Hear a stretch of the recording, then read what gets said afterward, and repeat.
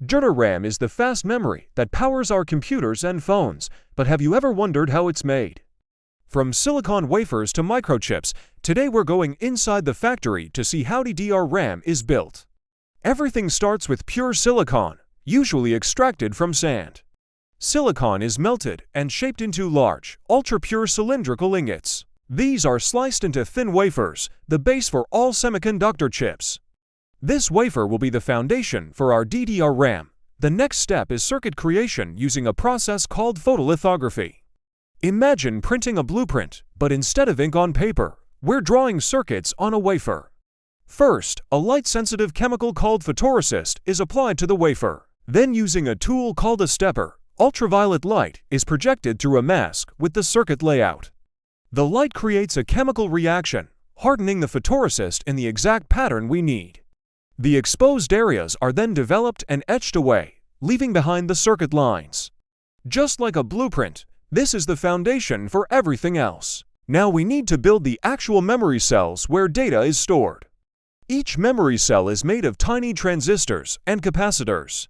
Each cell can hold one bit of information, either a 1 or a 0. Dozens of layers are added, each with conductive materials, insulators, and dielectrics. Each layer is deposited, etched, and aligned to build up the memory array, which contains billions of cells. All these layers are so thin that they're measured in microns and nanometers. It's like building a skyscraper, but instead of floors and rooms, we're creating microscopic transistors.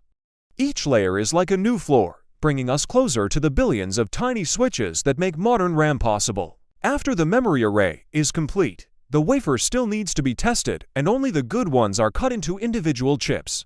Each chip is like a small square and contains millions of memory cells. They're so small that you need a microscope to see them. Now let's take a look at the other part of your RAM module, the PCB or printed circuit board. The PCB is like the brain of the RAM stick. It connects the memory chips to the rest of your computer. The chips are placed onto the RAM module, which is basically a little green PCB. Gold-plated contacts are added, which connect the chips to the rest of the system. These contacts are super thin, about the width of a human hair. They carry electrical signals at high speeds. Once the chips are on the board, other components are added like a voltage regulator, which provides power to the chips. We also add thermal stickers to help dissipate heat. After all these components are soldered onto the RAM stick, it's time for the final touches. The edges are trimmed, excess solder is removed, and labels are added. Then it's time for final testing. Each RAM stick is tested to ensure it meets the speed and quality standards. Now the RAM sticks are ready to be shipped to computer manufacturers who install them in laptops and desktops. They're so small that many people don't even notice them. But without RAM, your computer wouldn't be able to function, and there you have it. From pure silicon to billions of tiny transistors, DDR RAM is one of the most precisely manufactured parts of your computer. Now when you open your laptop or play your favorite game, remember those small RAM sticks are technological masterpieces made possible by amazing engineering and technology. Thanks for watching till the end. If you enjoyed this video, hit the like button and subscribe for more tech explained simply.